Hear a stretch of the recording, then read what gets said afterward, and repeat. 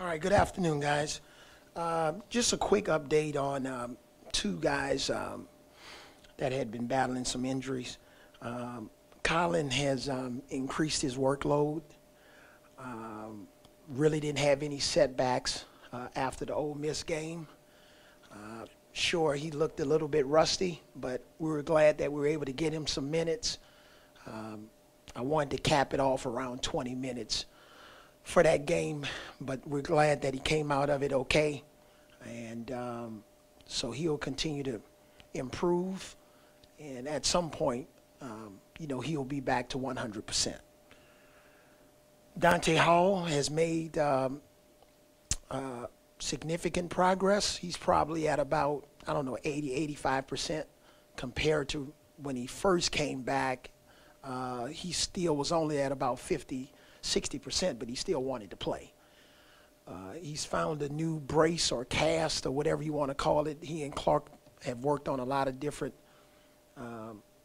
devices there, and he seems to be comfortable now with the one that he has. And he responded well. His conditioning is getting better. I like the way he was moving in our last game. So we expect him to continue to improve and get better, and we're excited, about what he brings to the table. Obviously, with this Oklahoma game, this is a very efficient offensive team. Hands down the best offensive team we faced this year, probably in my 2.5 years since I've been here. Trae Young is an outstanding young player, very dynamic. He passes it, he shoots it. He gets the hockey assists. Just really knows how to play the position. But you can't get lost in watching him because they have some other guys. James shoots it well.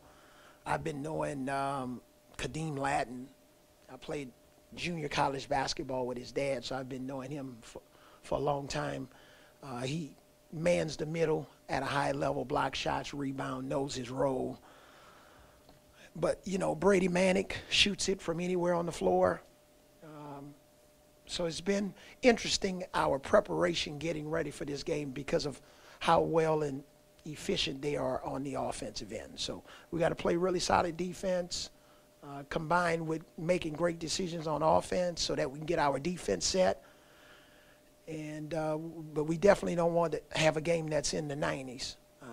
They're pretty good when they score in the 90s. I don't know if that bodes well for us.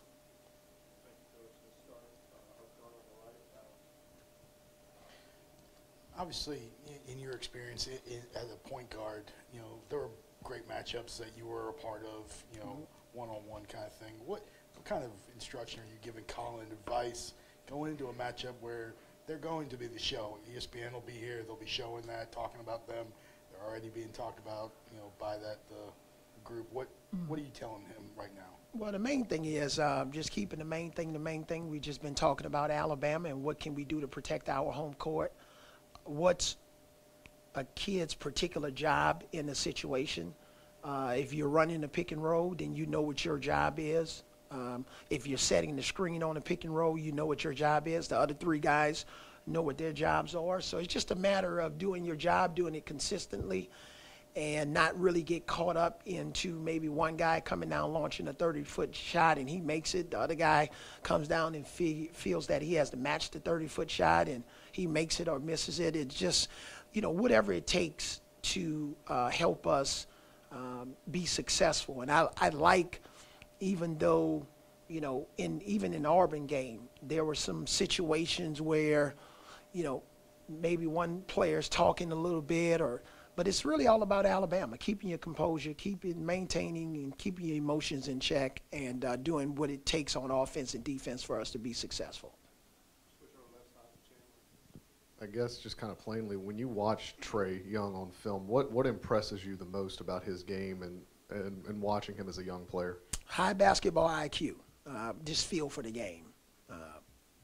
Makes high-level plays, not only for himself but for his teammates. And he does it consistently.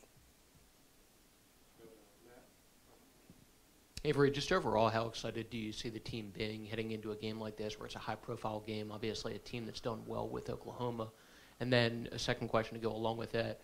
You've made comparisons for different guys. Just in what you've seen of Trae Young, does he remind you of anyone? Is there a comparison you can throw out? Well, I know, take the second question first. I know a lot of people in the media have been comparing him to Steph Curry. You know, I don't know if that's fair, you know, for the young man, considering all Steph Curry has accomplished in his career. But sure, does he have that type of range? Yeah. He has some deep range. You better be ready as soon as he steps off the bus and walks into Coleman Coliseum, you better be ready. But what was your first question? They're excited, but I just think you got to really temper it sometimes, because you don't want to get lost into all of the glamour of the game. We were 0-2 against Auburn last year, right? You probably reported that, right? So everybody knew that was a fact, but you can't get lost into, okay, well, it's revenge. Well, what does it take for Alabama to be successful? We got to take better care of the basketball. We've had games where we've had 19 turnovers in consecutive games. You don't want to turn the ball over against this team, because they really make you pay, whether it's with Young's coast-to-coast drives or somebody, you know, pulling up for three or him pulling up for three. So you got to take good care of the basketball. So I think they're excited, but I think they're more excited, and this is truthful, I think they're more excited about trying to maintain what we're calling, you know, a home court. We've been building to have crowds like this. We've been talking about this for 2 years, right? We've been building this, and now here we are. You know, we've had great crowds, Texas A&M, other games here at home, and our fans are really excited about, you know, our potential. And that's what's great about when we lose. There's such a great emotional reaction to when we lose compared to our first year, because the expectations are higher, and we love it. Coach, in the last 3 games that Colin has played, he's gotten to the foul line 9 times. 9 times, yeah. 4 of those were at the end of the LSU game when they're fouling him intentionally to shorten to try and keep the game going. So 5 times on drives in the course of play, he shot 5 free throws. He's been to the line 3 times. That's a big part of his offensive game. And how do you sort of, why is that part of it, and the 2-point scoring, why has that been down, understanding that he's been injured? Yeah, and I just think, so it's just, you know, what we talk about is adjusting the scouting reports. You know, we have a scouting report on Trae Young or James or, you know, all of their players. There are scouting reports, and then, you know, there are individual tendencies and strengths and weaknesses that those guys have, and then also there are ways that they function at a high level within Oklahoma system. Other teams are doing the same thing with us. You know, how do they slow down Dejon Ingram? How do they limit his success? Colin, you know, how to, you know, in transition, what are we going to do with him when he's in transition? I just think, you know, trying to help him read defenses better, which he's improving in that area. And, you know, he is a weapon when he drives to the basket, and because he is, sometimes you'll see 3 and 4 guys attack his drives, and I just think trying to help him work through making better decisions when he's in those situations. And when he does, I think you'll see him get to the free throw line more, because he gets a lot of contact when he drives, because he's a serious threat when he drives to the basket. So it's just all about changing gears, reading defenses, and he's improving in those areas. Coach, you're 2-0 against big top 10 RPI teams this year at home, against Rhode Island and against Auburn. And Rhode Island's playing good. Wow, are they ranked? Yes, I think so. Okay, all right. You know they're ranked. But are you using it more maybe as a motivation that you can beat the, you know, best teams here at home and play really well at home? And is there a sense of, you know, you mentioned the home court, but being able to defend it against really, really good teams? Yeah. You know, this year when we're at home or on the road, truthfully, when I wake up in the morning, there's not a team that I don't think we have the potential of beating, okay? But there's a formula to it.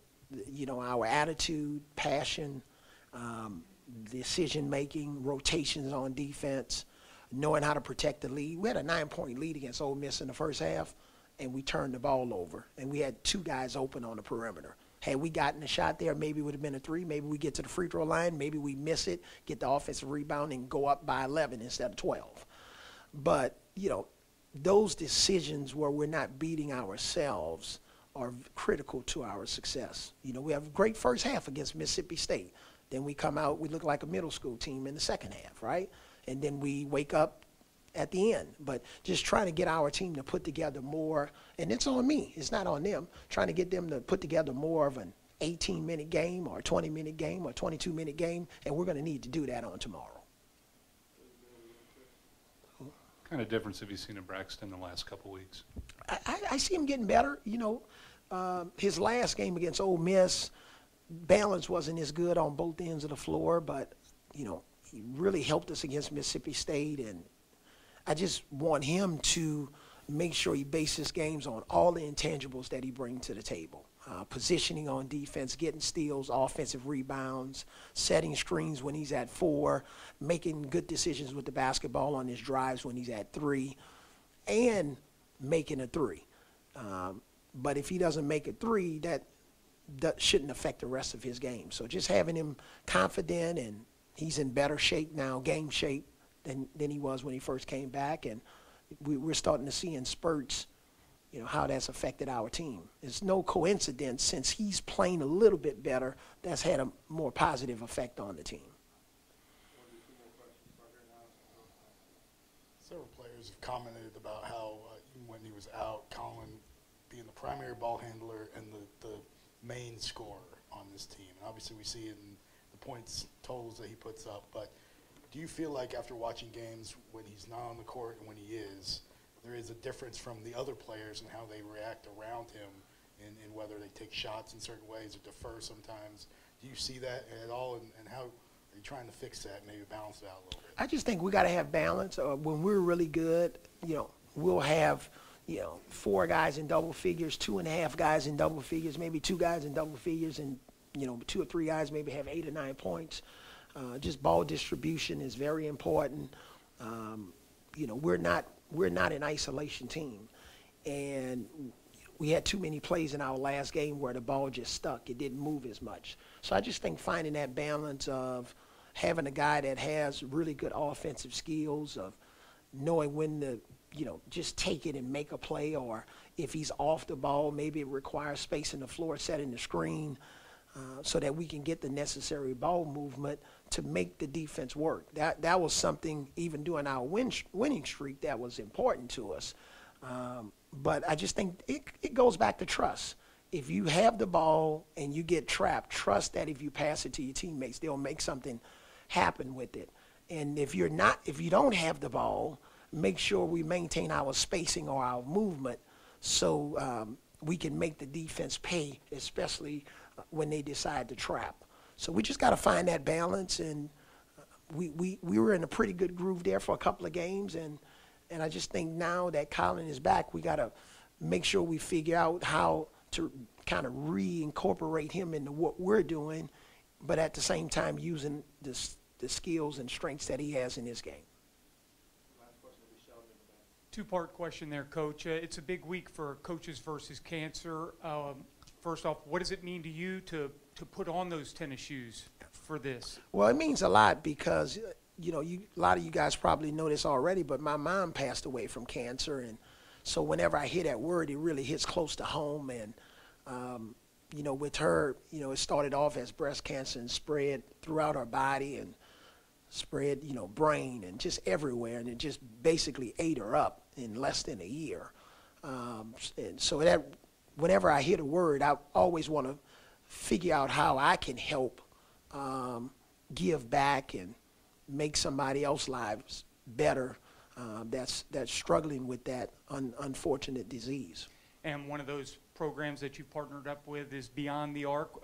Talk about that and what it means, because you're also getting fans involved with the three-point shot. Yeah, whatever we can to bring awareness, and I love that, all of the threes that the guys make, money's going to be donated to cancer research, and obviously the stuff that's been going on over the years with the Jimmy V and the awareness that he brought to cancer research. So it's just about giving back and making somebody else's lives better, and using basketball as a tool, as a vehicle to make that happen.